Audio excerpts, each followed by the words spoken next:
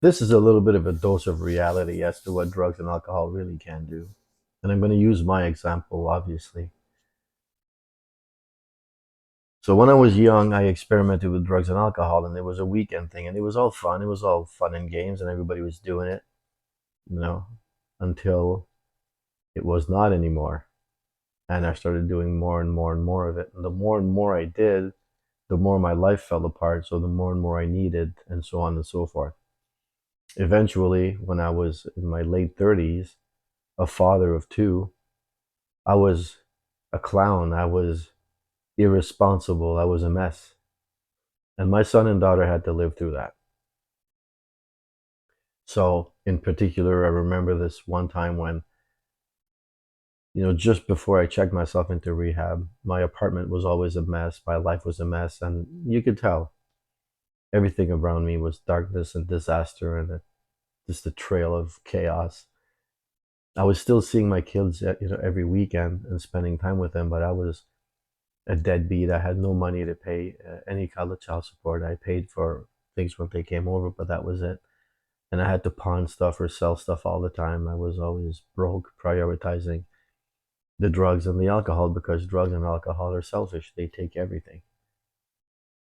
So, in particular, when I decided to check myself into rehab, I just left my apartment a complete mess. And I remember my car was parked at an angle. I just drove in one day, parked it like crooked in the yard, and then just left.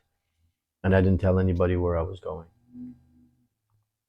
I had babies at home, like my kids were basically little, you know, 8 and 6 years old or something, or 10 or 8. I don't remember exactly, but and I just left and took off and went to check myself and just disappear. And people started asking where I was, and I wasn't aware of it. I had no contact where I was, but the people who didn't know kept it to themselves and didn't really share it. So my kids were wondering where their dad was for a couple of days, about a week, and to the point where they thought that maybe I was in my house, dead in my bed. So they had somebody come over and open the door, and the person said to my son and daughter, "Wait outside. I'm gonna go check inside." Then the person came to check inside and found that I wasn't there, so they knew that I wasn't dead in my bed. And then, I guess there was a little bit of an answer there for them, but that's what it did for me. That was my reality and theirs. And eventually, after this detox that I was in, I ended up in rehab. And I did that for 3 or 4 months, and they knew where I was, and I'd see them regularly, and they'd come up. But being that I had nothing, I had to move into my mom's basement, and I was, in my late 30s, and it created a gap between us, and I sort of created a life there.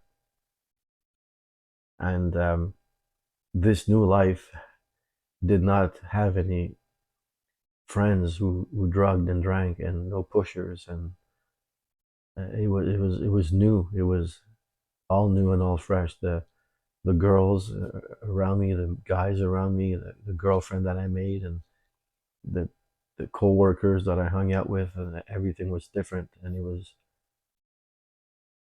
was new to me, and it was a way of rebuilding. And I realized now that I needed it, and there was a separation made between me and my son and daughter.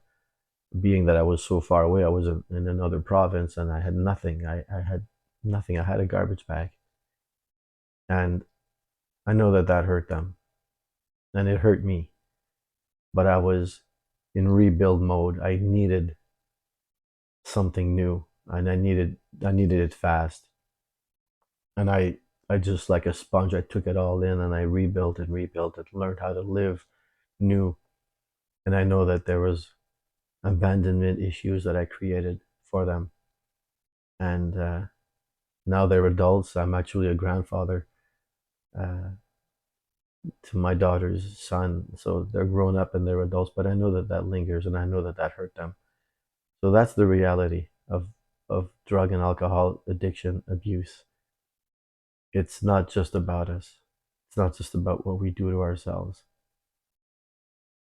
It can seem like a good idea, but it's very damaging to the family unit and to people around us who care and love us. And yes, we drink and we drug to a degree where we don't care because we probably don't love ourselves and don't care for ourselves. So we'd rather just live this life hard and fast and then boom, just die and go away, feeling like maybe we don't value life and that people don't value us. And there's no reason for us to stick around.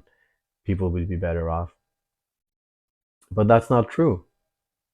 That's not true. If you think about when you were a young child or before you started doing all the drugs and alcohol, things were good and you were great. You were like just another human being having fun and living this life. And then eventually when you get off the drugs and alcohol, you get back to that.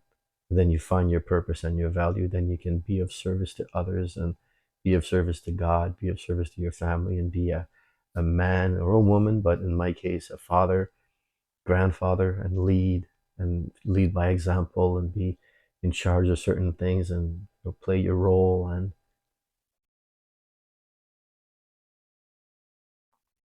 it's a hurtful, damaging, destructive habit that will infest everything that you care and love for around you if it hasn't already happened.